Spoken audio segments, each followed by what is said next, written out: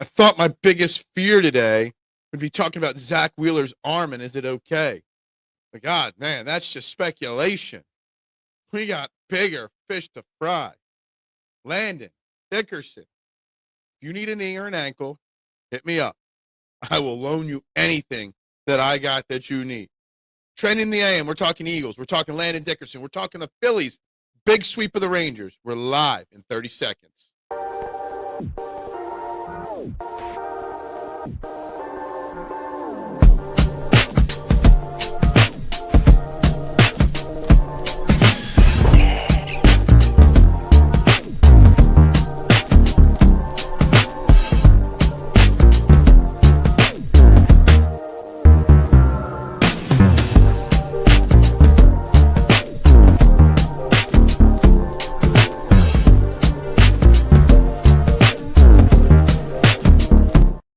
And a very good morning, everybody, and welcome to Trending in the AM right here on the STT Sports Network.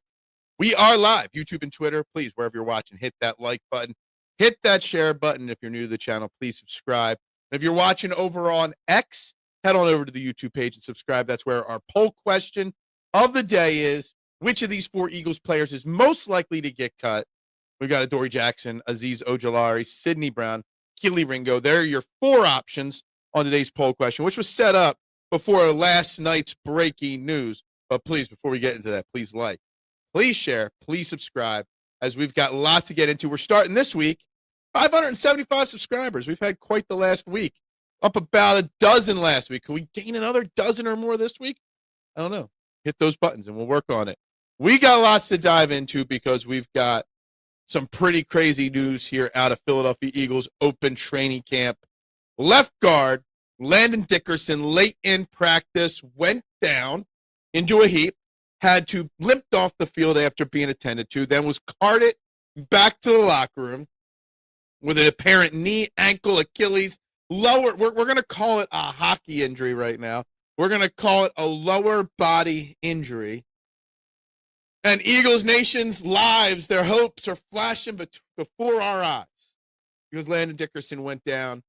That would be a massive, massive, massive loss if the Eagles lost their all-pro left guard, Landon Dickerson, for any extended period of time. Now, we don't know much. There was literally about 5 minutes ago, I saw a tweet from Adam Schefter that Landon Dickerson will have an MRI on his knee today, which tells me it's probably, if he's tweeting out about a knee MRI, means it's a knee issue. Not positive it's a knee issue. It looked kind of almost like a hyperextension, which could be good, which could be bad.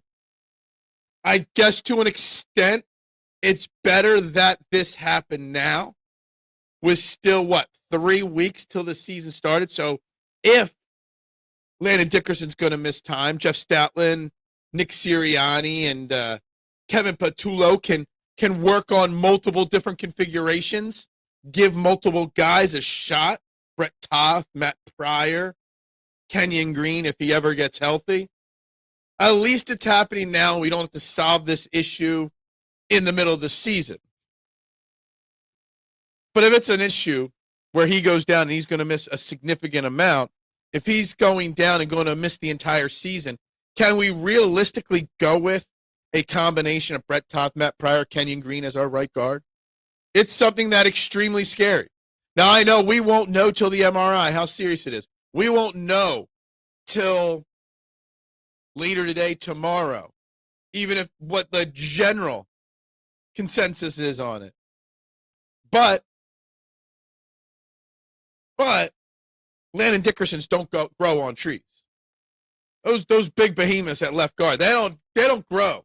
They're not that easy to find. Well, anyway, let's get to a first couple comments. Good in Duran, we trust. Yeah, Duran, we trust. Jhoan Duran had a phenomenal weekend with the Phillies. The Phillies sweeping the Rangers was a phenomenal job. We were going to spend a lot of time on that, but I can't ignore this opening topic of Landon Dickerson because that's something that really concerns me.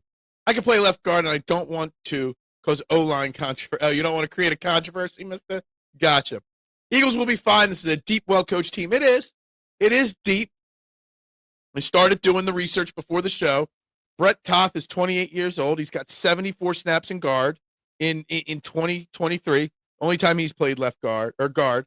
Matt Pryor, who's 30, has about 1,000 snaps last year at right guard, and he's played right and left guard in 20 and 22. And Kenyon Green, who got benched as a left guard, and who's banged up as well. There's not a lot you can expect from Kenyon Green at this point. They're your three most immediate options to play left guard for the Eagles if Landon Dickerson is missing anytime, significant or minimal. Now you got some young guys, some draft picks, some undrafted free agents that haven't fully developed yet. Maybe one of those could step up. You do have the best offensive line coach in football in Jeff Stoutland that can do what he does best. But man, it's still scary. My man, Tommy Fleetwood, choking it away again. And he's still like the third favorite to win this week. I think he's 20-1 this week at the BMW K1. We'll get into golf tomorrow night for sure. Probably not as serious as you think. Probably why. Did you stay at a Holiday Inn last night? Are you a doctor, Rick? Did you see the play? It's probably not season ending. But it could be. You know no more or no less than me. Good morning, Doc. Hope you had a fantastic weekend. At first, I thought it was his left knee, but then it looks like he plants his inside right leg moving backwards and steps on my left foot. It looks like a 6 to 8 weeker. I've seen some people say, everyone's a med. I'm not a doctor. I did not stay at a Holiday Inn if you want a relevant joke. I've seen people say high ankle sprain. I've seen hyperextension. I've seen ACL, Achilles. I've seen it all those things. Till we get the results of the MRI, we won't know. But I'm sweating it. I'm fearful of it. It ruined a great weekend. Happy Monday to you, Chet. Quite a weekend, good and bad. Yeah, there's so much good this week. I was so ready for an uberly positive Monday here. And then that news last night drops like, 7:30, 8 o'clock, and god damn, I'm freaking out. Drew Kendall going to be really good lineman in this league. Wouldn't be shocked if he gets time at left guard. Well, again, and this is the thing, Rick. If there's anything good to come out of it, if Landon Dickerson is going to miss significant time, at least it's now, right? It's August 11th. You got 2 weeks of training camp, and then another 9 days after that till the season starts. You've got 2 preseason games still left, 2 joint practices. There is plenty of time for the Eagles to rotate in the guys with experience and the younger guys without experience, and let one of them fight for the job. Let one of them earn the job. So the only positive of this is that at least we've got time to figure it out. If this happened in a week 3 game and then you're rapid firing, trying to solve this issue on the fly while game planning for the next week, etc., it's a little harder to do. We've got time to figure it out. I'm not sweating this. Eagles have young guys that would love to take snaps and get on a team with actual playing time. Yeah, I mean, I'm sweating it. Absolutely. Why wouldn't I? Zack Wheeler will be fine. How can you not panic about Zack Wheeler? He'll just be fine. He's the ace. He's the Cy Young candidate. And he's not pitching well. Not because of anything other than most likely fatigue. Dead on. And how do you solve that? You give the guy a couple weeks. What harm is there in giving Zack Wheeler a 2-week blow? 2 weeks to sit, rest up, and be ready for the playoffs. Nothing wrong with it. Eagles will be fine. Everybody's always fine to Rick. Rick never has an ounce of panic in anything in his life. I agree with Phil Short when he called for Wheeler to get a 2 to 3 week IR. Look, you got Nola coming back. You don't have Painter really, but you got Nola coming back. And then when Wheeler's ready, give Ranger Suarez a skip or 2 in the rotation.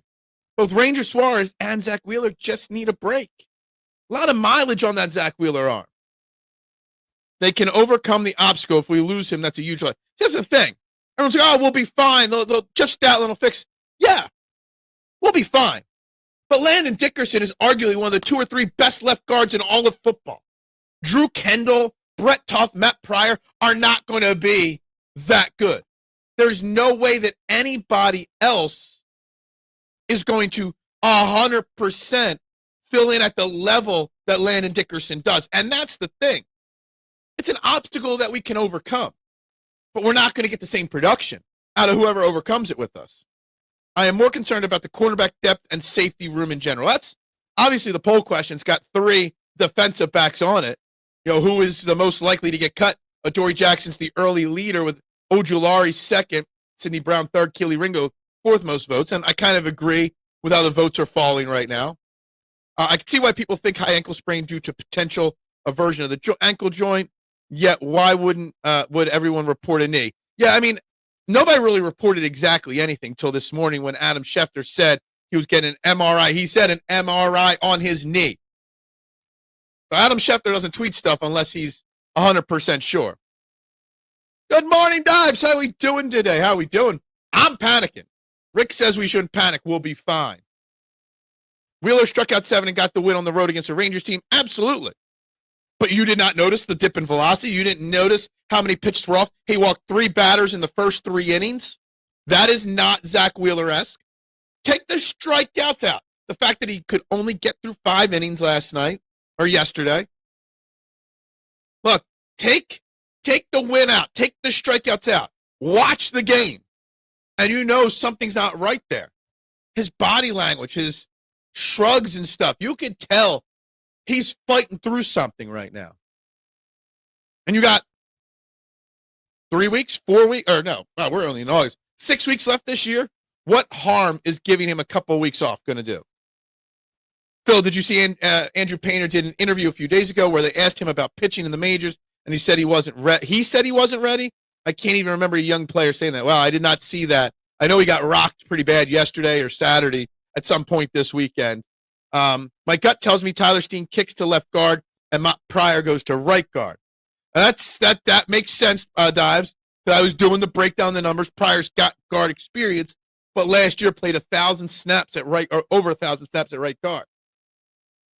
The guy on the team with the most left guard snaps right now is Kenyon Green, who hasn't even practiced because of he's injured himself. Baseballs. We're talking football. We're talking baseball. We're getting there. 575. The slow climb continues. Pryor was solid at right guard last year for the Bears. I'm confident Steen can be solid left guard for a time period. Absolutely, Dives. See, the thing is, the people that say don't panic, okay? I'm not panicking to find a serviceable option to fill this in, fill this huge hole in. The problem is we're built on having the best offensive line in football. Landon Dickerson is one of the best left guards. Whether you put Steen, Pryor, whoever at left guard, it's going to be a step down. And how does that affect the effectiveness of the offense? Brown looked awful. He's still uncontrolled with his tackling, is not consistent. Jackson has decent physical skill, but he's and Ringo are getting burnt due to tackling. And again, as I said on Twitter, and I guess I haven't done a show since the preseason game because we didn't do one Friday. Again, let's not forget that Jalen Carter, Jordan Davis, Moro Jomo, Reed Blankenship, Cooper Dejean, Quinion Mitchell, Zach Vaughn. You had 7 starters on your defense not playing, going up against the Bengals complete first. So maybe when you've got your full defense out, and don't forget about Hunt and Nolan Smith either, you got your full complement of starters out there, maybe the pressure isn't as bad on Brown and Ringo and Jackson, and they perform better. Just throwing that out there. See, I could be positive like Rick and say they'll be fine. Eagles O-line susceptible. Well, it's a big loss. I'd also explore Drew Kendall at left guard. And this is what I've been saying, Dives. We're lucky it's happening now, right? I like the Steen Pryor idea. Someone else already mentioned Drew Kendall's name. We've got, 3 weeks and change till the first game. September 4th, what is it, 24 days till camp, till the first game. We've got time to figure it out. If this happened on a week 3 game, we'd be working this out on the fly. Right now, we've got this. We've got time. I saw Dickerson was on injury list on Saturday for knee at practice. I didn't see that. That's interesting. That's it. So did he have something and push it a little too hard? What's up, Bruce? How you doing? Normally, I would say Trevor Keegan or even Miles Hinton could take over for Dickerson, but they're not there yet. Most likely, Pryor takes over. Yeah, I mean, look, you've got time to figure out Keegan, Kendall, Hinton, any of these guys. But again, we're trying to win. We're trying to fill in the spot of an all-pro player here. I noticed a pitcher that didn't have his A-plus stuff. He doesn't have his A-plus stuff now for like 3-4 straight games. There's a reason why they bumped his start back 2 days already. So you're just blindly assuming that everything's fine here. Phil, I feel Dickerson is a Pro Bowl player. Well, he is, and he's an all-pro. So it is bad. And also, I don't feel he should have to play. Well, it wasn't a game last night. It was a practice. So there's that, too. Look, we're not going to know until the MRI results come in, whether they come in today or tomorrow. But let's hope for the best. Because no matter what we talk about here, it's not going to be as good as Landon Dickerson. Hinton is interesting. I've mostly read he's been developing as a swing tackle, and he looked half step slow against the Bengals. Maybe that gets covered up on the inside. Maybe. Tush push doesn't work without Dickerson. It's a big issue right there for sure. I saw somebody, my man Hollywood CQ, a guy on Twitter, tweeted out about instant react. Like, we're talking minutes after this all went down. And I'm like, oh, Mo, what are we going to do? And he's like, you slide Cam Jurgens over to left guard, and you call one number 62 to come out of retirement so he could save the tush push. I was like, do we want that to happen? Just saying. You don't pay this guy the money he makes because he is easily replaced. Exactly. If it was so easy to replace him, he would not be one of the highest paid guys at that position. No chance Pryor going to get any starting time on this team. Dude is a backup at best. Well, I mean, he played over 1,000 snaps at right guard last year, okay? And he's played plenty of right guard. He is your experienced guy, Rick. You're not trying to develop guys. You're trying to win a Super Bowl, okay? The most obvious answer is Matt Pryor at right guard and Tyler Steen at left guard. Not a rookie or a second-year player that has no experience, all right? So the fact that you're saying no chance on Matt Pryor, not saying he is going to be it. But Matt Pryor, Brett Toth, and Kenyon Green are your most experienced guards on the roster right now. Eagles won. Good morning, Brianna. How you doing? It was practice. It wasn't a game yet. It was the 11-on-11 drill.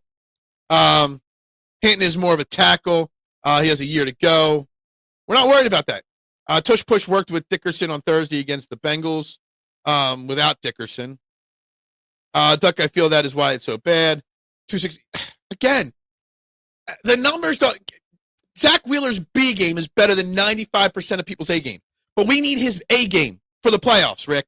Okay, we don't need his B game. We need his A game. All right? And he's not capable of pitching as A because of something. Eagles are off today, right? Yes, there is no Eagles practice today. They practice Tuesday, Wednesday, and Thursday against the Browns. Friday would be a closed walkthrough, then Saturday's the preseason game. That's our schedule this week. We probably won't hear about the injury until tomorrow. There's a chance that somebody like a Schefter breaks some news, but we won't hear from the Eagles specifically about it till tomorrow if they keep to their schedule, 9:40 press conference, 10 o'clock practice. That's why I feel it is as a risk for such a good player. Well, they got to practice, Bruce. They have to practice. They need to. They absolutely, obviously have to practice. It's possible that maybe it could just be a sprain.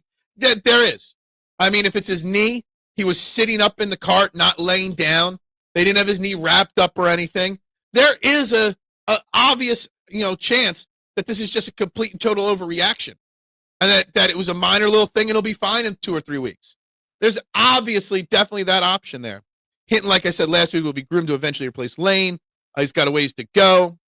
I said, why didn't Phillies just give Wheeler another week? I've been saying it for a while. Just give him 2 weeks. There's no harm. I said this 4 months ago before we knew if Andrew Painter was coming up or not, that the Phillies could work Andrew Painter in to give guys a 2-week blow so that they're rested. We know Ranger Suarez breaks down at the end of seasons. Give him a 2-week blow. Now, Andrew Painter's not the answer, but Aaron Nola's pitching, I think, Tuesday night, and then he's going to be back. You can give guys a break. Why did Pryor get let go by a team that was desperate for O-line help? But we've got the best offensive line. On another tweet, you'll say best offensive line coach in football. He's got talent. He's got experience. Is he great? No. Nobody's going to perform at a Landon Dickerson level. Let's get that right. Nobody who you think can fill in is going to be Landon Dickerson. Nobody. Landon Dickerson is arguably one of the best, not just left guards, but linemen, period, in football. Okay? That's not easily replaced on any way by anyone. 10-5, yeah, look, great, sure. You relax, okay? Me, I'm going to see what I see with my own two eyes. That's not a stat line, that Zack Wheeler isn't 100%. And I know it's a long season. Nobody's 100%. But you know what? You've got an opportunity to get him closer to 100% versus further away from it by sitting him for 2 weeks. The CeeDee Lamb hit was the Cowboy. Yeah, dude, that was great. CeeDee Lamb getting taken out by a referee. I love it. Really put a smile on my face. He's not a starting tackle in this league. We don't know. But we don't need a starting tackle. We need a starting guard right now. I feel you are right because the coaches can't stop. Injuries happen. It's part of the game. How you respond to them is what matters. Against the backdrop. What? This isn't the same level prior that was here previously. He got better, and it's plainly visible. His hands are way better now, and his balance and ability to sort traffic. Look, he's the guy with the most experience. And he was brought in here specifically to be a depth piece on the offensive line for this exact reason. Okay? I'm fairly certain Pryor's analytics last year at right guard were very, very good with the Bears. I could be wrong. I'm not an analytics guy. But what I am is a guy that knows when you look at who's on the roster, that if it's a portion of the season, that we could survive with Matt Pryor. Again, we're not going to be as good with Matt Pryor, but we could survive. I think would and could happen in closed practices. It was a situational drill. Yeah, I mean, it was. Dickerson will be fine. Of course, he'll just be fine. And when it comes out that it's not a serious knee injury, you'll be like, see, I told you he'll be fine. You don't know any more than I do. You don't know any more than Adam Schefter does. You know no more than anybody else does on whether he'll be fine or not. Kendall, more likely to be a great O-lineman on this team than Pryor or Toth. Right, sure, maybe. You're really ready to put the hands of the season in the offensive line in an unknown that's more likely than a proven commodity? Look, Adam, I don't know. Hit the like button, people. Hit the share button. Hit the subscribe button. And vote on the poll question. Most likely of these four Eagles players to not make the final cut on this team. We're about 2 weeks away from final cuts, by the way. I agree it sucks, but yeah, look, it happens. Phillies are red hot. Eagles looked great and have the next Tom Brady, and we're panicking. And I'm sorry. I'm not allowed to panic or be worried that one of the best players in all of football goes down with an injury. Stout, you going to have to come through again. Absolutely. What's up, Freddie Burns? How you doing?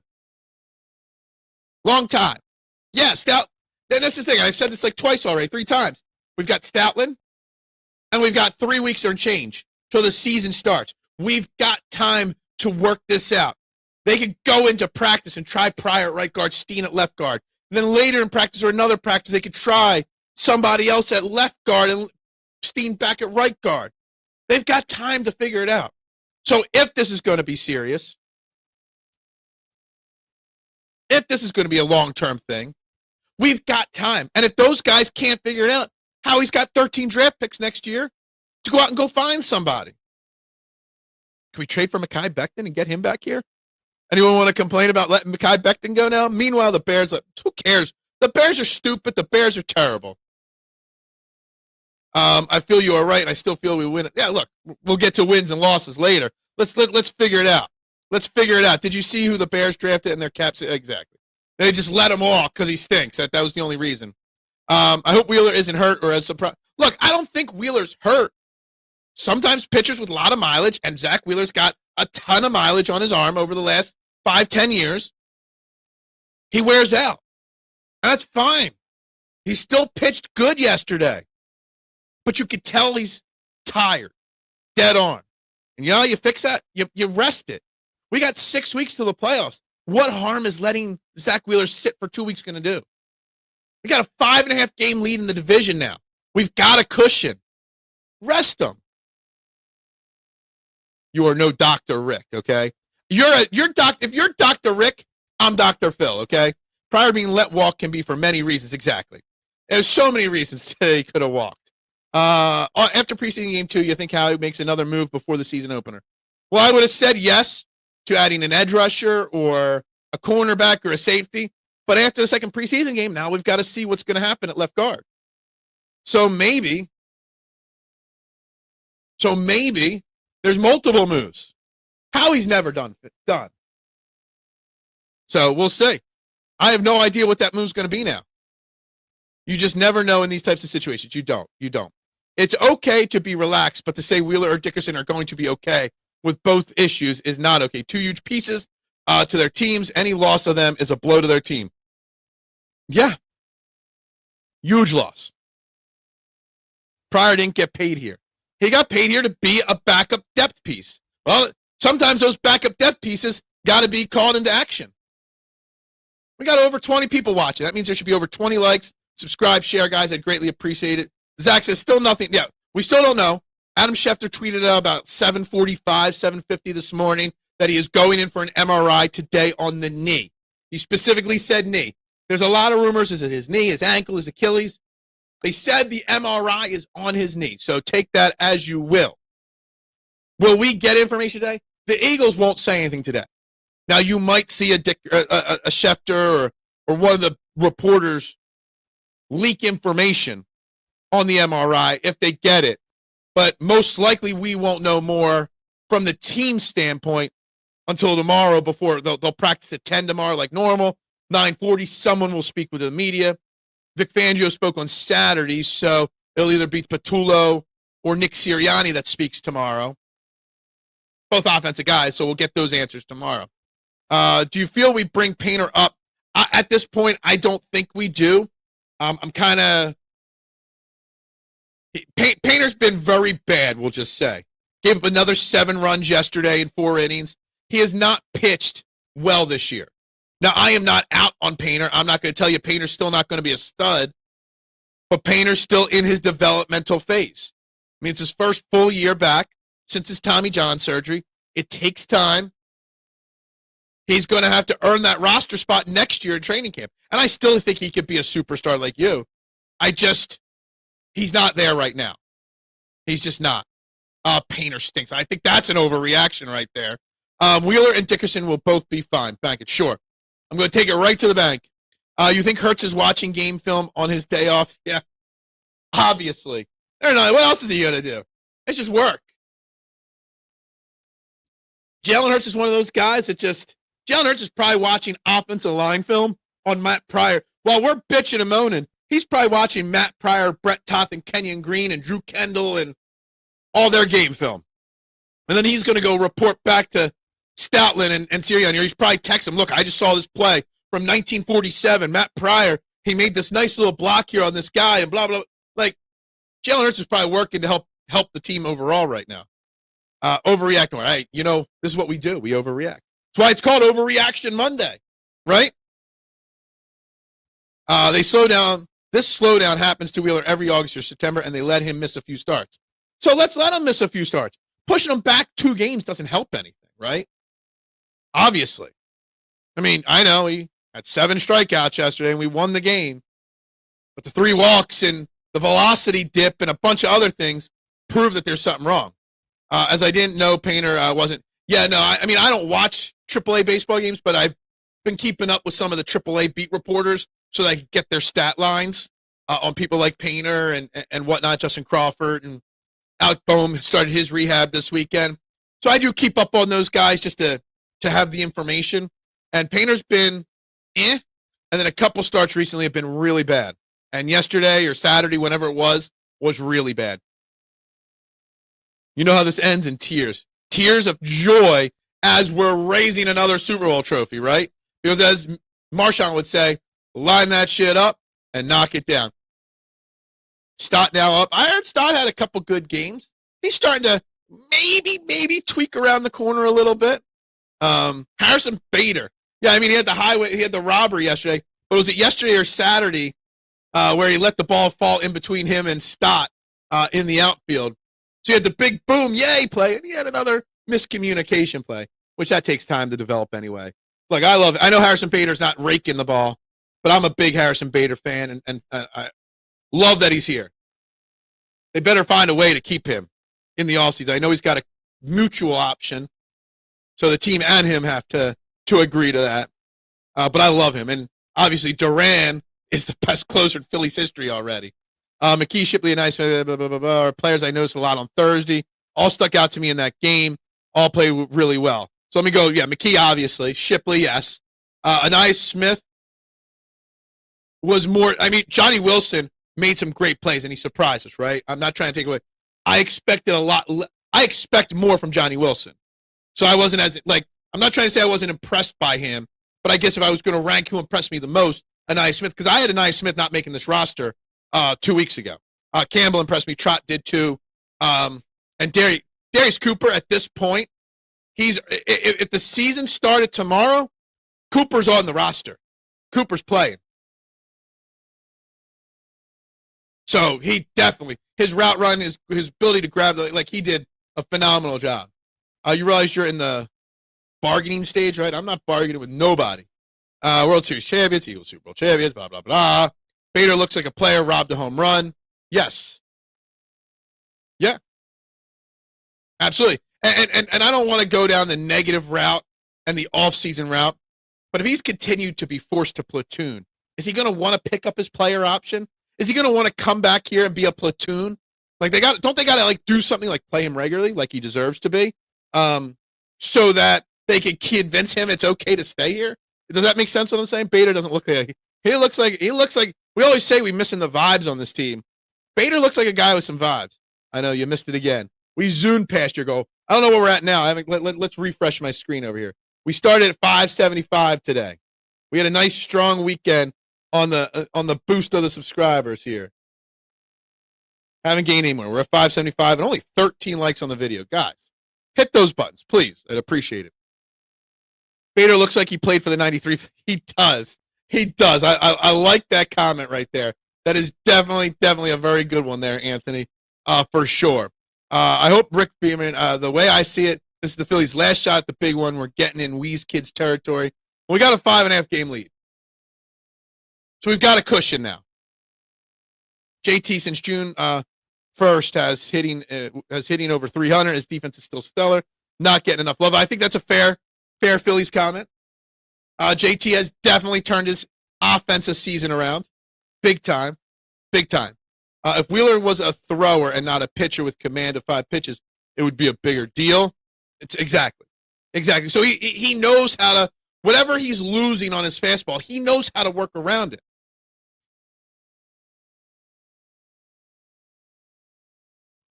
Cooper is making a 53 fam at this point. Yeah, absolutely. And so is Anais Smith and Johnny Wilson. I didn't have all of them on the 53 before.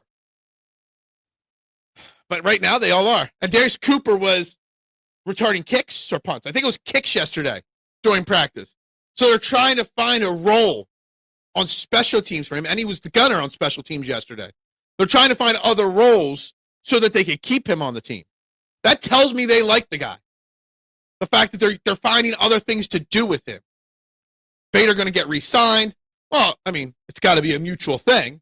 If you screw with him and don't play him every day for Max Kepler, might piss him off a little bit. I'm just saying. Those kind of things happen. Cooper looks better than Anais Smith, who we drafted, who is actually looking so much better than he did last season. Wilson looked good too. Yeah. Anais Smith, I saw returning punts, and he had a really good punt return. Cooper returning kicks. I already said there's a chance Avery Williams might not make this team. And honestly, Avery Williams will be probably cut on this team. When they try to find different roles for you, that tells me they like you for a certain reason. Love Harper and Turner, but if I see them swing at those pitches already in the dirt before they get one, I know. It's frustrating, Adam. I know. And that comment about Bader looking like he came off a Macho Row. Yeah, exactly. He does look like a Macho Row. With some brighter, I don't know if anybody on Macho Row was wearing the bright pink colors and bright green colors that he does, but maybe. Meanwhile, Harper and Turner are a huge reason why the Phillies are on the top team. Absolutely. No one's saying that they're not. They do frustrate us all.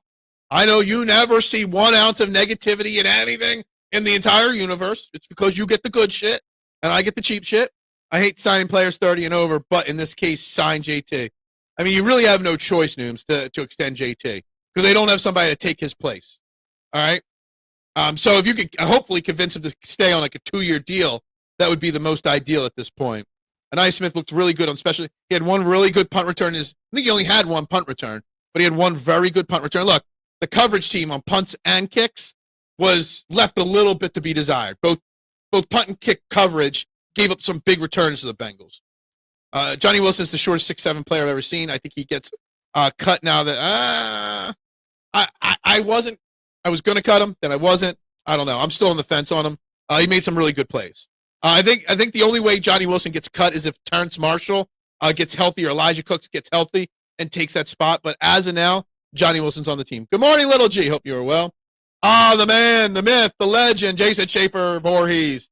More confident about this Phillies team than I did previous 2 years. Getting an elite closer to deadline and having the starting pitcher. Absolutely.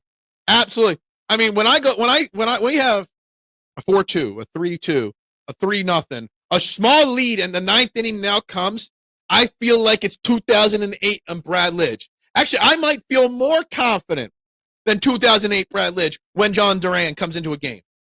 Like, he is so, we literally, look what what's the name, Hesley, the Mets closer that they traded for, he's blowing games left and right. I have so much confidence in Duran in the ninth inning that it's, I'll give, I was watching a little of the game at the pizza shop yesterday, and I saw Duran in the game. I got sidetracked doing whatever, working most likely. And I saw Duran in the game, and I thought in the corner of the eye, I saw the eighth inning. I'm like, don't tell me that Rob Thompson brought him in the eighth inning. I squinted, and I was like, oh, it says the ninth. All right, we're good. And what's up to you as well? Hope you are well, my man. It was cool to see Elliott and Mann switch roles on that play with Elliott holding for Mann. Yeah, Mann's got to get some reps. You always, I saw Cooper Dejean and I forget who else in a practice a couple days ago working as the holder as well, because you got to work on all those guys getting those opportunities. JT definitely getting re-signed as he should. I'd be cautious on how many years you give a catcher at his age, but you have no choice now. It's where Casty and Schwartz probably are going. Johnny Wilson definitely making the team. At this point, yes. But we still got 2 weeks. Phil, I know you are not a fan of WAR, but Castellanos is now down to 212. Look, I know you don't like your Nick Castellanos, but look, Nick Castellanos is still one of the best players on this team, except because his WAR says he's not. He's not. I was glad to see him get a day off because he deserves to be benched here and there. If Bader's getting benched or, these other guys are getting benched, Castellanos should be part of a platoon as well. Duran is the best closer this team has had since Lidge. He is a legit weapon. Absolutely, Jason. It's just take the cool entrance. Take his little shimmy dance after the save. Take all the extracurricular out. He's just damn good. The guy throws a 98-mile-an-hour splitter, 105-mile-an-hour fastball. The dude's got such an arsenal for a closer. And he's here for the next 2+ years. So he's here. He's a Philly. First, he's going to be the best closer in Phillies history when it's all said and done. Wilson also great in the Eagles' run game as he's a great player. Hey, look, I've updated my 53-man roster prediction this weekend. I've got Wilson on it, and I've got less tight ends on it now. Because, yes, Wilson is the blocking wide receiver, the wide receiving tight end combo, whatever you want to call it. I think Cassie's going win or lose. I agree. I think Castellanos will be gone after this year. We still need Castellanos to be very good this year, which he's a better option than some of the other players on this team. Right now, it should be Marsh in left, Bader in center, and Castellanos in right. And, yeah, you occasionally can flip other guys in, but that is what it should be at this point. That should be your outfield. There should be no regular platoon. Yeah, you give a guy a day off here or there, but that's it. The Mets are on the downfall at the right. Look, talk about that team that traded 7 million prospects and all their moves are not working out. They are bottoming out. Typical. I just hope they didn't bottom out too soon to give them time to turn it around. There's that Negadelphian, Rick, that you love of me. I think the platoon is to allow guys to get some rest, especially on a long road trip, especially with Cassie's numbers against DeGrom. Look, what better day than to get a day off than against Jacob DeGrom, right? Nobody wants to go up against DeGrom. We still found a way to win, though. Getting him off this team would be a massive. He is slow. Look, the guy still tops in the top tier of this team in homers and RBIs. He's still got a solid batting average. I know his WAR's no good. His defense is regressing. Yeah, and let's not forget, I mean, Nick Castellanos wasn't brought here to be the right fielder. He was brought here to be the DH/left fielder, part-time. Then they added Schwarber and told him to learn another position in right field after the Bryce Harper injury. So let's not forget that he's not supposed to be a great outfielder either. Guys, you're watching Trending the AM. If you haven't yet, there's only 16 likes now. Like, share, subscribe. Please, hit all those buttons. Please, please, please vote on the poll. Which of these four Eagles players is most likely to get cut? Adoree Jackson and Azeez Ojulari both are at 35%. Sidney Brown, 17. Keely Ringo, 13. If you would have asked me, I wouldn't have expected Ojulari before camp started to even be on this list, let alone tied for the lead on this poll. Okay? Which leaves room that there might be, a shakeup at that edge position. Uche is taking the third spot. Patrick Johnson's doing well in practice, according to reports. Antoine Powell-Ryland, the rookie, is good. There's a chance Azeez Ojulari does not make this team. 2018, Sirianni was money. People really forget just how awesome he was. He was great before he got hurt. And 18, yes. No, I know. I thought we found Sirianni, the closer of the future there was Sirianni. The dude had a great, great arsenal. Then he got hurt, and then he never was the same again. That's a shame. We're keeping 4 wide receivers, and Cooper has earned that 4. Well, I originally said 4. Now it's going to be 5 or 6 because you got your top 3. You got Cooper, you got Smith, and you got Cooper, Smith, and Wilson. I actually only have us keeping now 2 tight ends in Calcaterra and Goddard. And before you say anything, Howie Roseman has kept only 2 tight ends 3 of the last 6 years coming out of training camp, including last year. So if he wants to keep Cooper as one of the wide receivers, you cut one of the tight ends. Shipley looked really good, and so did Tanner McKee. I know. Tanner McKee looked great. I know. You've been celebrating Tanner McKee probably all weekend, trying to devise trades to get Jalen Hurts out of here. I know. And yes, Will Shipley looked good. He is high in counting stats because he leads the team in at-bats. If you look at his rate stats, it's very low. Okay. I mean, nobody else. You got nothing else. There's nobody on this team or on this roster right now that's going to give you equal production to Nick Castellanos. So Anthony went downhill, but man, was he good, even if our manager was a clown. Yeah, I mean, for a stretch, he looked like the next coming, for sure. I originally had them keeping 4 tight ends and 4 wide receivers, which has been done before. But now I got him the opposite. I got him 6 wide receivers and 2 tight ends now. So, yeah. Browns have Sanders, Flacco, and Pickett. I'm sure Saturday they will get Pickett in the game for his return to Philly. Yes. And Keely Ringo and Adoree Jackson might not look as bad trying to stop these quarterbacks versus trying to stop Joe Burrow and Jamar Chase and T. Higgins. So maybe we change our confidence level in the quarterbacks against a bad team like the Cleveland Browns. Quez Watkins got cut. Okay. Sanders was good. Sanders who? There's a lot of Sanders in the NFL. Sanders is a very, very common name. I don't know. I mean, it's close, but yeah, probably. Look, Tanner McKee had a great performance on Thursday night. There is no doubting that. I was extremely, extremely happy with the performance from Tanner McKee. Hell, at this point, I probably wouldn't even play him in preseason games anymore. Honestly, you don't risk it, right? But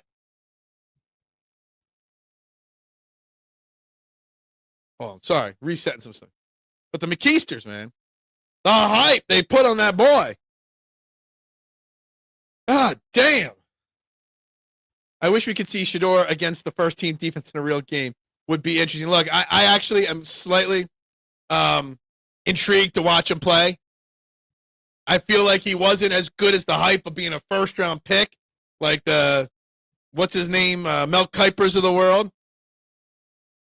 But I also think he was better than the 6th-round pick or wherever he fell in the draft slot. I think he was somewhere like a 3rd-round quarterback in my mind. So I'm curious. I love redemption stories. He's got the opportunity in Cleveland with some other bad quarterbacks that he might get a shot at some point this year or next year. So I'm always intrigued with those kind of situations. Who do you think will start Saturday? For the Eagles, you're going to see the same starters. Most likely you'll see the same players that you saw in Game 1 and Game 2 start. That would be my best guess.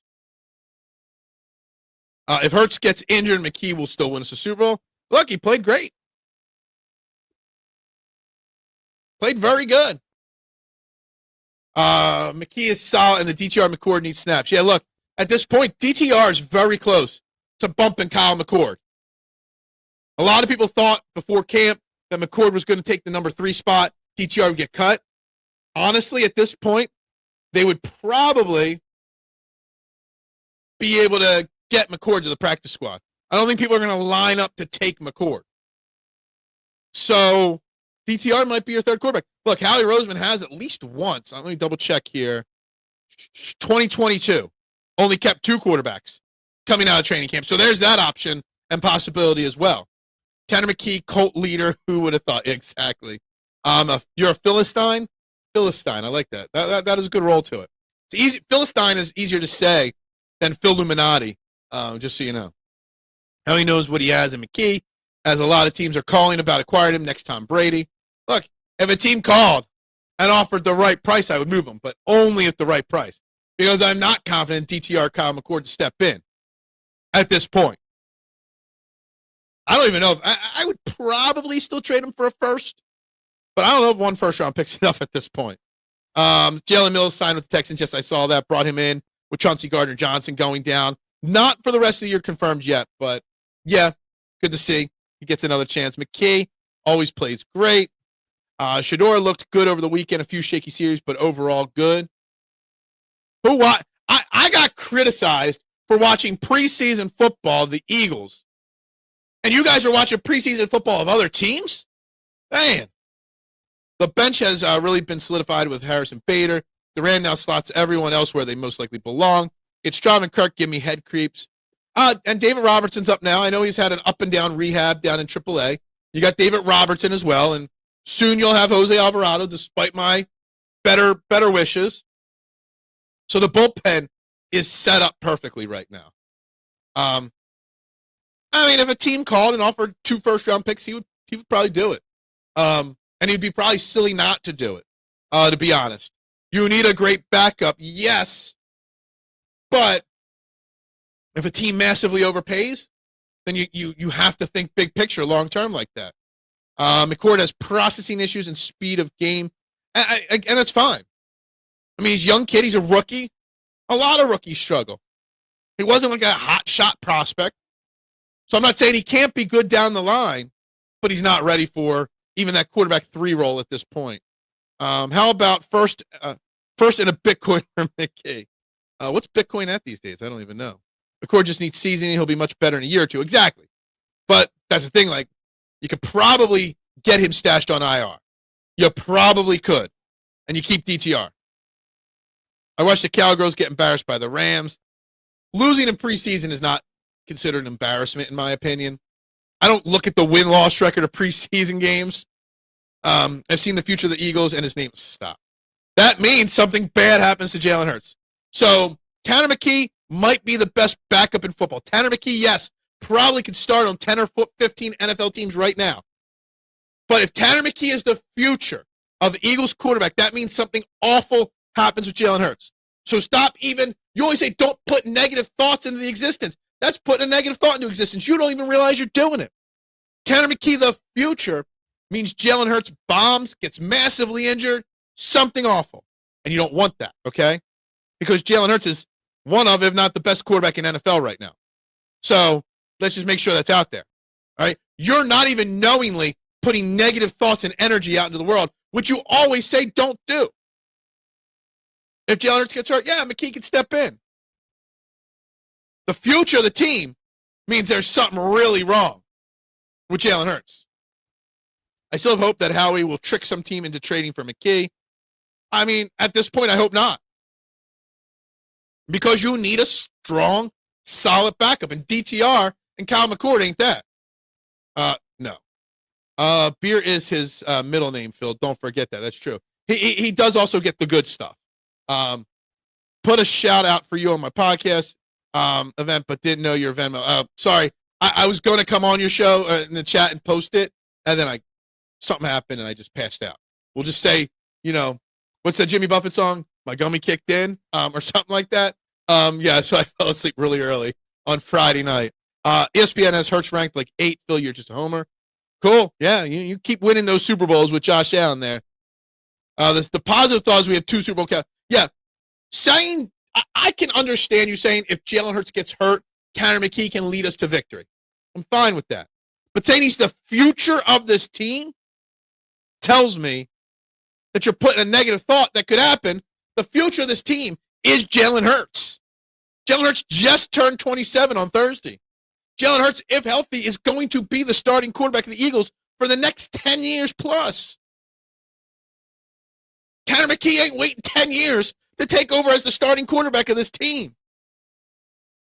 You got this love affair with Tanner McKee.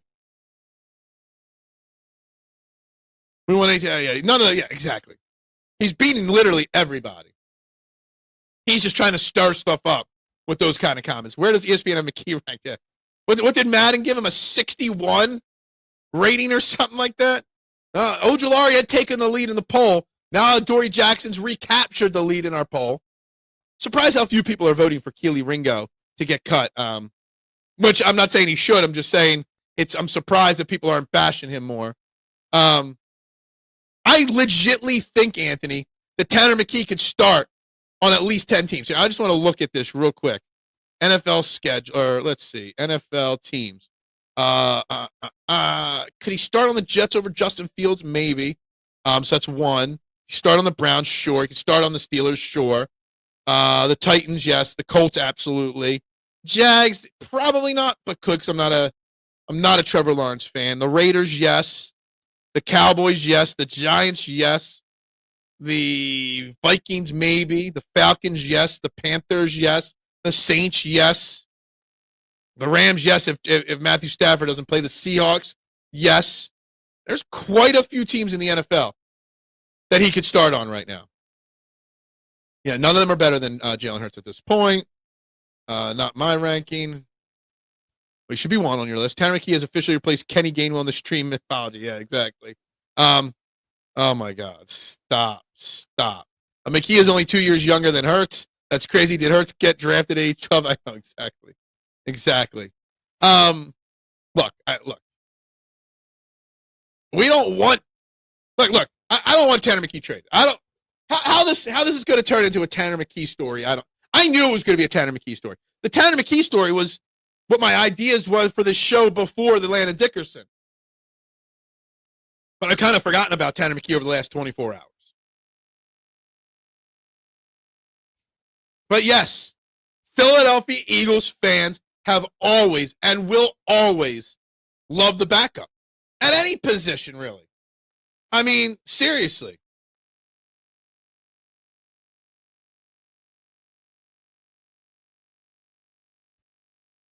You've got literally one of the best quarterbacks in the NFL. Arguably the best quarterback in the NFL. And we're hyping up the backup here instead. That's crazy. Hurts is not better than Burrow. Yes, he is. Will Shipley going to be a really good running back in this league? Absolutely. And Saquon Barkley might only have 2 years left, so maybe Will Shipley is eventually his replacement. I don't know. You said Cowboys. Yes, what the hell? I don't even like Dak. Look, I'm a Dak guy. I've always said Dak would be very good in another city. I'm just trying to rile up. If there just happened to be a Dallas Cowboys fan listening, at this point, McKee probably doesn't start over Dak. But the Cowboys, yeah, look. I maybe a little bit of sarcasm. That's why I kind of made the joke about the Cowboys and then was very realistic with the Jaguars portion of it, okay? Jaden is better than him. No, he's not. There's literally no proof of that.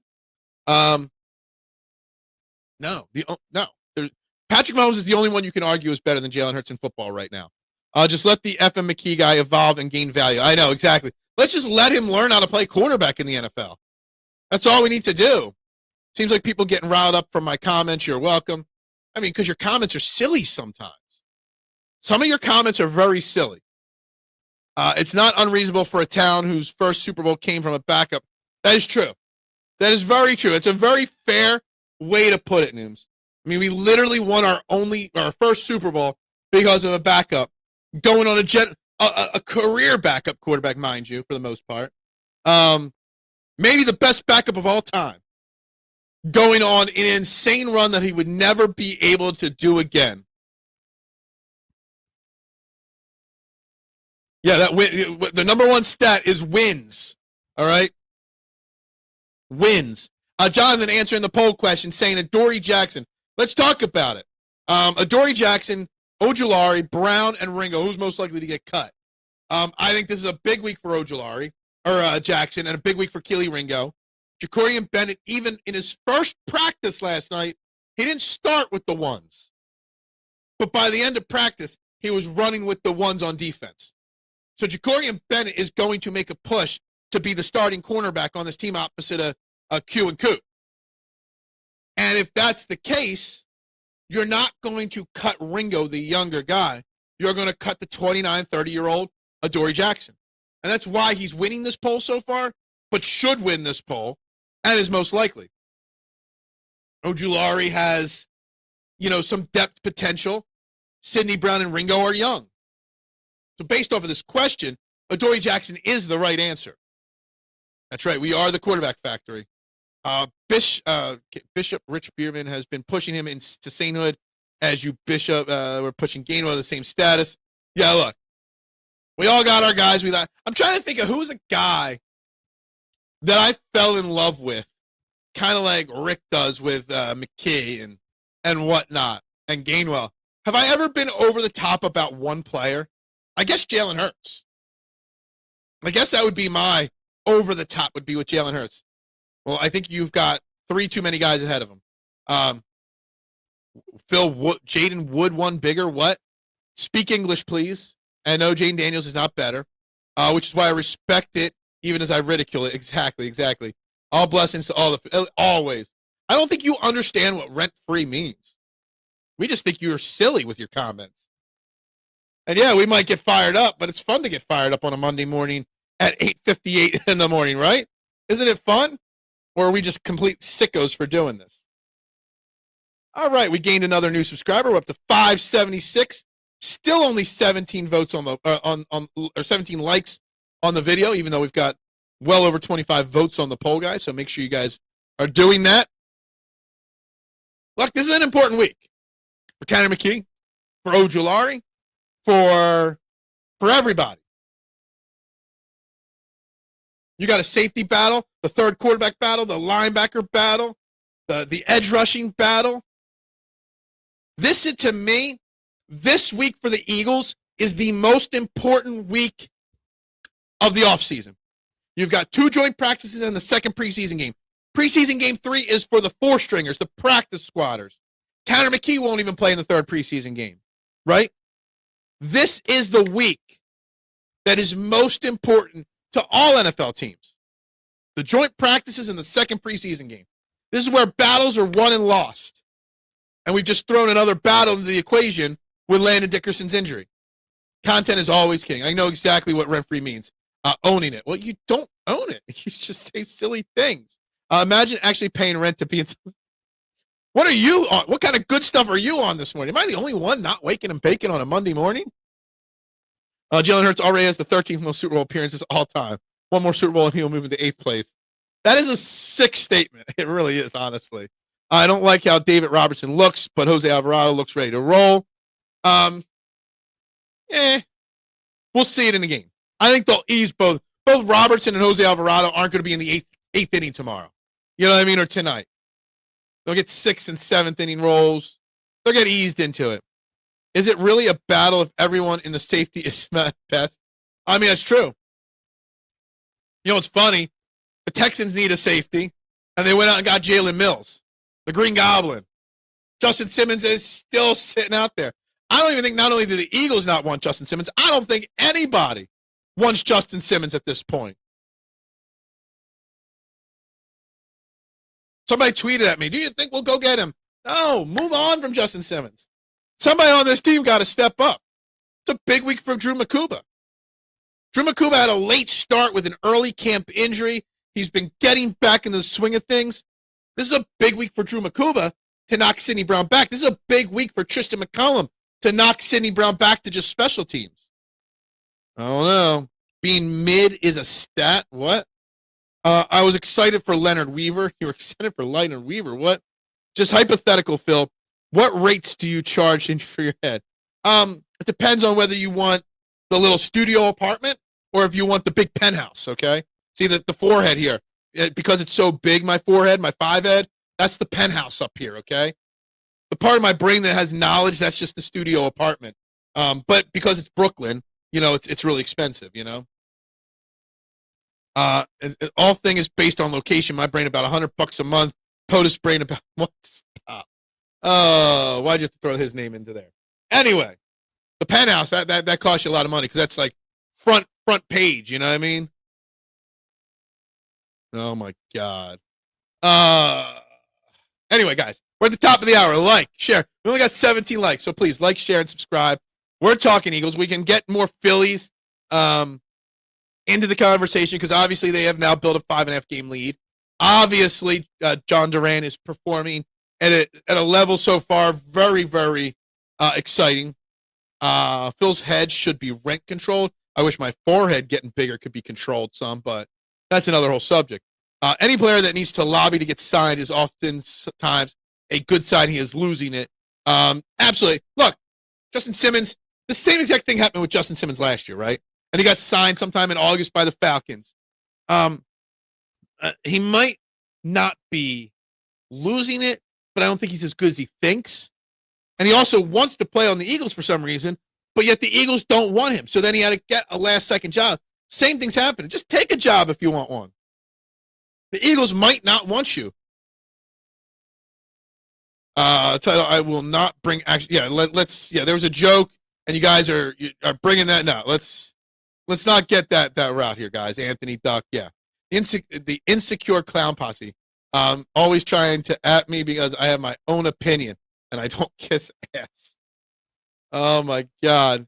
The insane clown posse. I haven't thought of them. I know you said insecure, but insane clown posse. Didn't they also they were a musical group, but didn't they get into like wrestling like in the late 90s too? Like I remember the insane clown. Didn't they start their own wrestling company, Insane ICP Wrestling or something? Yeah, we're not getting any politics into the conversation. We know there's a strict no policy on politics, Anthony. Okay, opinions on those things are not welcome on this show. Not because I agree or disagree with you, just because nobody can have a secure conversation without getting pissed off at somebody else. All right, we're up to 18 likes on this video. All right, we're slowly climbing. With a 5.5 game lead, the Phillies can afford for the phantom blister to appear on Will. Absolutely agree. And I don't know why it hasn't happened yet. All right? You can go the phantom blister. You can go anything. And I would do the phantom blister on Ranger as well. It makes sense to me. I know, no politics policy. I said it backwards. My bad. Leave it to me. Because I got to say 10,000 words a minute here to keep this show going. I messed up 2 words there. Simmons might still have talent, but there might be chemistry issues with him. Yeah, there's a lot of reasons. Look, if they bring him in, sure, cool. If they don't, sure, cool.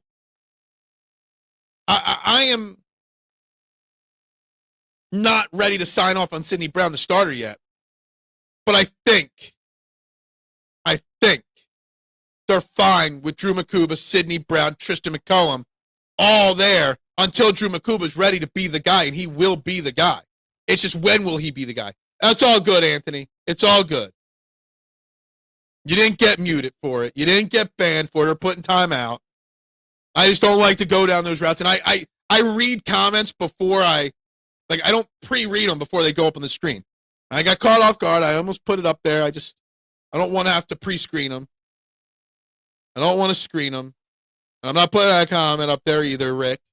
They're waiting for Nola to come back to have the bullpen at near full power. I think it's today or tomorrow. Aaron Nola pitches again. Okay. And then they say that's going to be it. He'll be called up. So if he pitches Tuesday, that'd be Wednesday, Thursday, Friday, Saturday. In theory, he could come back to the rotation on Sunday. Maybe Monday next week. We are in the midst. We're 3 games into 13 games in 13 days.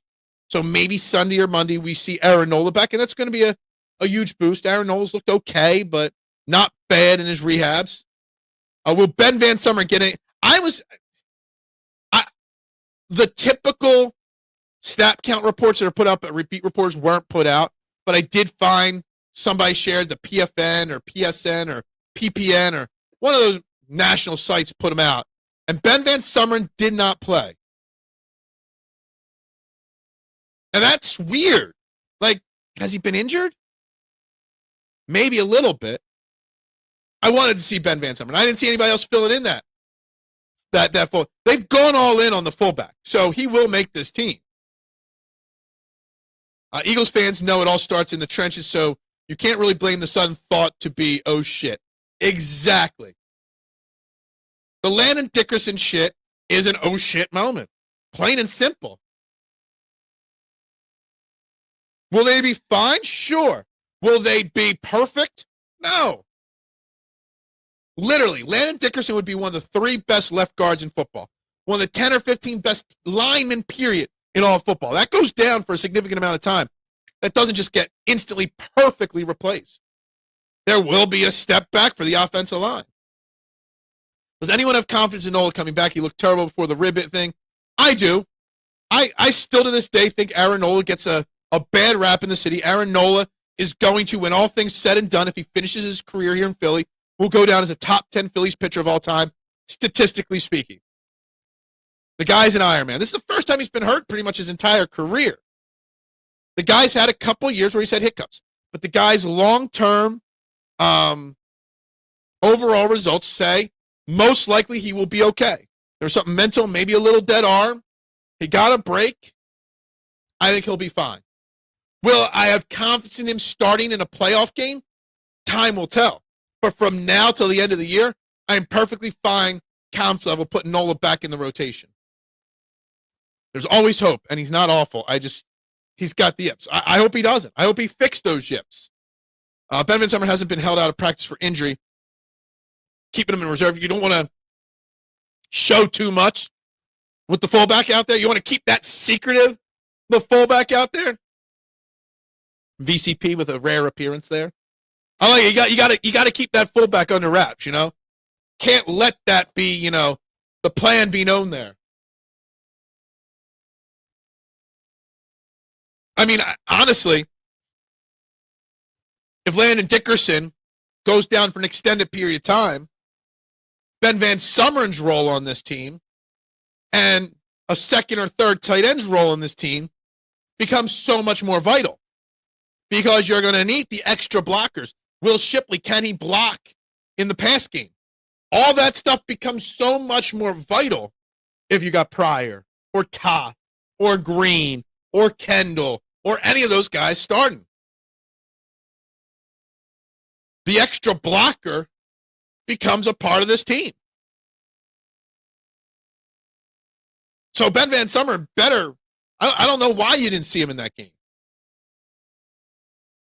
Solid players, but be real. Have the Phils really missed a beat since Nola, Bohm, or Caspi played a reduced role?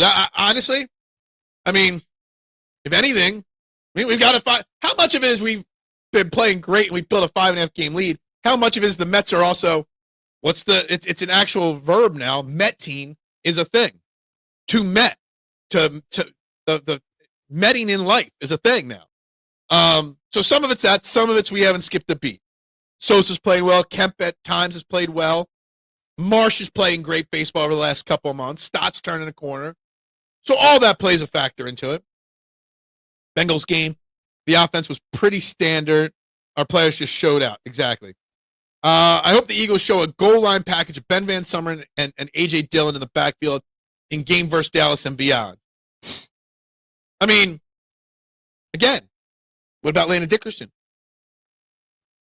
That could cause a problem. But yes, I would like that, okay? I would love that, okay?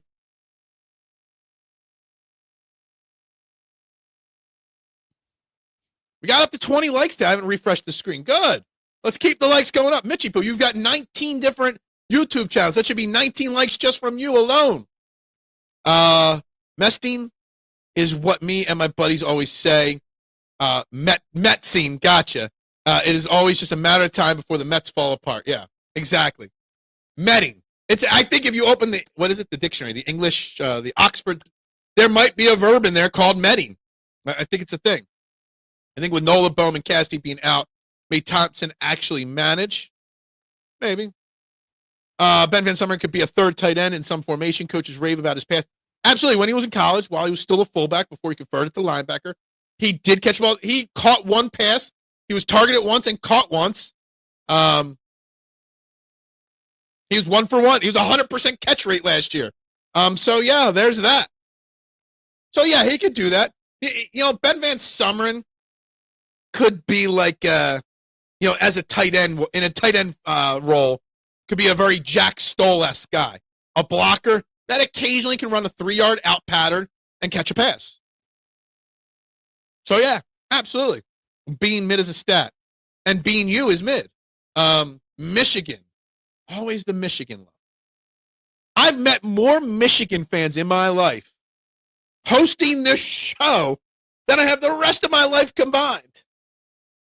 I think it's crazy how many Michigan fans tune into this show. Maybe that's why we might only go with 2 tight ends. Absolutely. Ben Van Sumeren does play a factor. You got to look at roster construction. I mean, I could put it up. Let's see if I could do this without. Nope, that's the wrong button. Change the buttons at the bottom of the screen here. I'm still getting used to them. That's not it. That's what I'm looking at. There we go. This is where I've got the 53-man roster at this point. At this moment, okay? This was done before the Landon Dickerson injury. I did this up late yesterday morning, yesterday afternoon, while watching the Phillies game. So I had only 2 tight ends. I got 6 wide receivers. This is where I've got the roster. This has changed drastically since my pre-camp. Now we're in this one. So this will change again next week. We're going to change this every week. Ben Van Sumeren's Michigan before Michigan State. 3 in this chat. I know there's a lot of Michigan love in this chat. But I think when you build your 53-man roster, you got to think of what was Howie going to do? What's Howie done in the past? You got to think of how do players complement each other? You got to think of guys that can they get on the practice squad or not? Can they be snuck onto the practice squad if necessary? There's a lot that goes into it. And I think by keeping Johnny Wilson and Ben Van Sumeren, that can put you to a point where you can survive with 2 tight ends to start. You get an E.J. Jenkins over to the practice squad like last year. You call him up if necessary. Exactly. You got Wilson and Van Sumeren that can play that role. They can also play special teams. You got to think about that when you're building this roster. Michigan, you live in Detroit, Jonathan. You live in Detroit. Oh, well, Jason Sullivan, my co-host for Fairway to Heaven, he lives in Detroit as well, region. Listen, I always come on here looking for a good visceral sports talk, but since the day I started following this show, there's always attacks at me for just having my opinion. Look, no one hates you for striking back, Rick. Relax. Now we're living rent-free in your head. Is that way it works? We love you, Rick. We just disagree with some of your over-the-top blind positivity. We like being negative sometimes. Sometimes negativity is okay when it's built on something, when it's built on some feelings of something. All right? Overreacting is okay. I like to live in the moment, opinion-wise. Let's just double-check. We're up to 21 likes, 576 on the subscriber count, guys. Well, I mean, you guys can break this down. I know it's hard to see on the screen the way I shared it. Good. It should make you stronger. And that's the perfect answer. Having conviction with your opinions, that's all that matters. Dude, all this is bullshit. It's all opinions. None of what you talk about, which I talk about, we don't know shit about shit. We just make it up as we go. Right? Am I wrong in that? We're restaurant workers. We know nothing, right? If you make a career working in a restaurant business, you're obviously not that smart. Again, back to the insecure clown posse. It makes me think of the insane clown posse. And they come out with all the face paint and stuff like that. I want to say, was the insane clown posse the wrestling team? The same as the music group or the rappers or whatever they were? I don't even know what kind of music they put out. Makes me think of something that I can't quite put my brain on right now. Now, the offensive line portion of this might change this week depending on what happens with Landon Dickerson. Maybe I kind of tried to sneak Kenyon Green into the practice squad or the injured list, the PUP list, since he's been banged up throughout training camp. Maybe he finds a way to sneak on there to hide him, but maybe they need to find a way to get him healthy to play. So maybe that changes. Something might change on that offensive line, which would affect the rest of the roster. Maybe they only go with 9 offensive linemen to start the season. We'll see. Again, today is a big day. The MRI on Landon Dickerson's knee is super big, super, super big deal. Hopefully it's nothing. I saw somebody, I think it was Talking 215. They got a retired surgeon always on call for their shows, and they do a great job, Talking 215. Jake, Mr. Muscles, etc. They do great work there. And their doctor said, hard to tell because the video is so grainy and so far away, that maybe it was just a hyperextension of his knee. Best case scenario is it was just a hyperextension of his knee. And you see his knee, just kind of bend backwards just a touch. So maybe that's all the Landon Dickerson thing is. And let's hope that that's all it is. Because we're much better with him than without him. We either die or a hero or live long enough to see yourself become the villain. Exactly. Look, you're putting positivity into the world with that. And I hope you're right. I hope you're right on it. I hope it's a minor Dickerson thing. And I hope the people saying because he was just riding in the front of the cart sitting up, that it's not as serious. But we just won't know. And Zack Wheeler, look, Zack Wheeler will be fine. Sure. But will he be Cy Young ace? No doubt about it, throwing 98-mile-an-hour heater come the playoffs? Without a break? Possibly not. If it's a hyperextension, it could be a bone bruise, and that you could play through. You can rest it for a couple weeks and play through it. Look, people also forget, I think, that Landon Dickerson fell to us later in the second round of the draft because he had 4 straight years in college of season-ending injuries. Landon Dickerson is a guy that's been hurt in the past. He didn't come out of college without some injury concerns. So this is not the first time he's gotten hurt in his career. A, he knows how to rehab and play through the pain. And B, we've been lucky that last year, late in the season, was the first time he really ever got hurt in his Eagles career. I'm the hero y'all afraid to become. Oh, okay. All right. Those hurt like a motherfucker, but aren't usually serious. Exactly. At present, Phillies and Dodgers have highest potential to represent the National League and World Series. Phillies are different now for the better. Look, I go off of, I'm a degenerate gambler, Jonathan. There ain't no doubt about that. I know what I am. I'm a degenerate gambler. And I've got a bet, as I do every year, on the Phillies to win the World Series. And DraftKings is offering me, every game goes by, they're offering more and more money for me to cash my World Series championship bet out. I forget what I bet exactly. It was like $8 or something like that. It pays out like $100, somewhere in that ballpark. Like 2 weeks ago, they were offering me $8.50. And last week, they were offering me like $8.75. This morning, I logged in. They're offering me $12. Again, not much, but they keep raising that money, which tells me that they're trying to get me right now to cash up because there's a good chance that the Eagles are in that World Series. How do the Brewers not have the best shot to represent? Maybe betting-wise because they're unproven, maybe, Anthony? The people that make these bets or these numbers, they know way more than any analyst there is. You can learn a lot about a team and their expectations, whether they're realistic or not, based off of betting lines, based off odds to win the championship. And I don't know what they are right now, but I can look. Give me a second.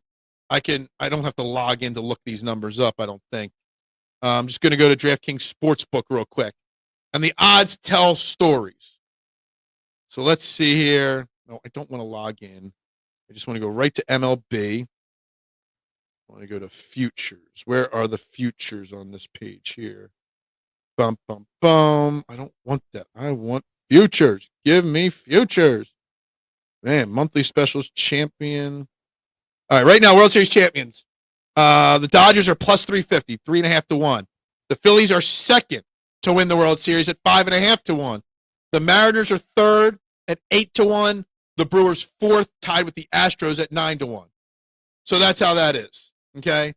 Tigers sixth, Blue Jays seventh, Yankees eighth, Padres ninth, Mets 10th. That Yankees 11 to 1 number is actually not too bad. The Brewers are playing phenomenal baseball. I don't know if they've done it long term enough and if they have any other success to really feel that way, Al, if they're legit or not. I'm sure Brewers fans think they are, but I don't know if the sportsbook got them as the fourth most likely team to win it. The Phillies much higher. If Alvarado was in the postseason, take time away from Banks and Strum, I'd feel much better. Brewers are not battle tested, but they are very deep and balanced, and they're well coached. I mean, they've their manager. People have faith in their manager. Look, the Alvarado thing again. I know I'm probably wrong on saying I don't want him anywhere near this team because he is going to help here during the stretch run, but he's not going to help in the playoffs, and that's a problem come playoff time. The Brewers could easily win the World Series. Baseball's going to do everything they can not to let them get to the World Series because that would be bad for ratings for sure. I don't think too many people outside of Milwaukee would be tuning in to see the Brewers in a World Series game, but that's that. If you believe in those kind of conspiracies. The Phillies, on paper, have a phenomenal chance to make it to the World Series. Phenomenal chance to make it to the World Series. The Phillies, as time goes on, barring any other major injuries, Zack Wheeler or something like that, the Phillies have to be considered front runners. With Bader, with Duran solidifying the bullpen, with Christopher Sanchez maybe passing Zack Wheeler. I could look at the odds for that. Passing Zack Wheeler in Cy Young voting maybe. Let's see. That's Champions Leagues, divisions, playoffs, awards. American League MVP, National League MVP. Schwarber's second in that, but Shohei Ohtani's dominating. Oh, there's the Cy Young Awards at a different tab. National League Cy Young, Zack Wheeler is second at 4 to 1. Christopher Sanchez is third at 8 to 1. Paul Skeens is minus 500. God damn, he's already won the Cy Young at that. Brewers Rays World Series would set the record for worst viewership ever. It probably would, Anthony. It probably would. That would be a very boring World Series. I won't lie. I probably wouldn't tune into too much of it. I think it's the roster of the Brewers that make them feel non-sustainable. I couldn't even name a dozen players. I could name probably 4 or 5 of them. They've been more consistent lately, and that's where they need to be. Yeah. I mean, win-loss record-wise, I mean, they might even have a better record than – they might have the best record in baseball right now. They are 73-44. Yeah, they literally have the best record in baseball right now. They have won 9 in a row, which is something. They got a bigger lead than us, even a 6-game lead over the Cubs. Feel bad for the Cubs. Have 67 wins and you're 66 games behind. Damn, that kind of sucks. But yeah, when the Brewers win, does Hoskins get the last laugh? If the Phillies aren't in it, if it's not against the Phillies, I will always root for Rhys Hoskins. Or the ratings for the Flames, Lightning. Who knows? Did anybody tune in? Period. 9 straight for the Brewers is having a great season. I mean, they were still a great team before that, but that just kind of pushes them over the top, I guess, a little bit win-loss. For sure. Oh, man, Reese leaving and getting a ring and the Phillies not getting one would be tough. Look, I wouldn't root for Reese if it was against the Phillies, but if the Phillies get knocked out, of course I'm going to root for Reese. Reese was a lot of fun here in Philly. It was a big part. I still remember his rookie year hitting those homers left and right. Loved Rhys Hoskins. Big excitement in Philly all the time. Often got hated on, probably unnecessarily, too. Because people didn't truly appreciate what he was on this team. They wanted him to be something he's not. And he was always consistently right around an 800 OPS, always consistently around 20, 30 home runs, always consistently 80, 85 RBIs, 770, 70, 80 OPS. I was always a Rhys Hoskins fan. Always felt like he got unnecessary hate, kind of like Aaron Nola when it comes to Phillies. All right, we're coming up to the final couple minutes. Our poll question of the day. 29 votes so far on which of these 4 Eagles players is most likely to get cut. Adoree Jackson's at the top at 41%. Ojulari second at 34%. Sidney Brown third at 14%. Only 10 people, which would be 2.9, so 3 of you, voted for Kelee Ringo will be most likely cut. And I think the voting pretty much sums up the order on how I think it'll play out. But this is a big week for football. Big week for football for the Eagles. This could change all in the next week. We might have this same poll question on Monday, next week. And the results may be different. Reese was a part of the feast for famine output in the postseason. Absolutely. He had big moments, but he also came up small in other moments. Still respect the guy, majorly. Got a jam-packed week this week here on Trending in the AM and the STT Sports Network. We got Fairway to Heaven tomorrow night, 6 p.m. I don't know who Chet's guest is yet. We got lots happening, guys. So make sure you're liking, subscribing, sharing this video out. I'd greatly appreciate it. 576. You know, last Monday we're at like 561 subscribers. We've gained something like 15 subscribers in the last week. If we do that again this week, if we keep pumping out great content, we will, right? I am still thinking Brown is going to be cut.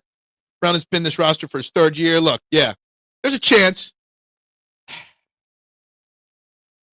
Who's going to beat him out?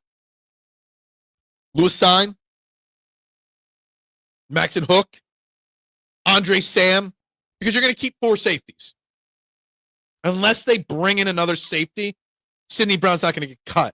He might not start. He might be the special teamers he should be. But unless they bring somebody else in my opinion, he doesn't get cut. That's just my thought process there. Kelee Ringo, for the same reason, I don't think he gets cut. Although, Mac McWilliams, Eli Ricks had a good game. We didn't talk Eli Ricks' name once. Maybe there's a scenario. Let me look at this again here. Mac McWilliams, Eli Ricks, Jacorian Bennett. Yeah. No, I think Kelee Ringo probably makes the team still at this point. I told you the shorts would help, and now that the NFL is kicking off, absolutely, the shorts help. The live videos help as well. Being consistent, great content. Well, we've got the great raffle we're working on. We're working on that raffle. That is the next thing. And to give things away, I got to have things to give away. Or I got to be making money. I'm broke. I'm an old broke pizza shop guy. Don't forget, we got that raffled off. We got that coming up raffle-wise. I'm going to have to do an updated raffle video for everybody. Ricks was going against the Bengals' 3rd-team offense. He was. You can only go up against the guys opposite of you on the field, and he made plays. So you can't hate him for it. You got to realistically look at it, but you can't hate him for that. All right, guys, it's time to wrap this up. Time to get to work. Time to make the dough, literally and figuratively. All right, we got a jam-packed week, guys, so hopefully you stick around all week long. Lots to talk about. Hopefully we have good news tomorrow about Landon Dickerson. If not, I didn't touch it. I pointed. Did not touch it. Can't explain it, but Eli Ricks would be cut along with Adoree. I don't think Eli Ricks gets cut. But maybe he gets cut and Kelee Ringo and Adoree Jackson make the team. I don't know. But Adoree and Eli Ricks both won't get cut. Because, again, then you'd be, unless they bring somebody else in a trade or a free agent signing, Jonathan. Anyway, guys, time to wrap it up. Everybody have a great day. Like, share, subscribe if you haven't already. If you're watching on a replay, I will respond to all your comments, please. Everybody have a great Monday. It's going to heat up in the Delaware Valley this week. So everybody stay cool. Go Birds. I'm praying for you, Landon Dickerson. Bubbles up.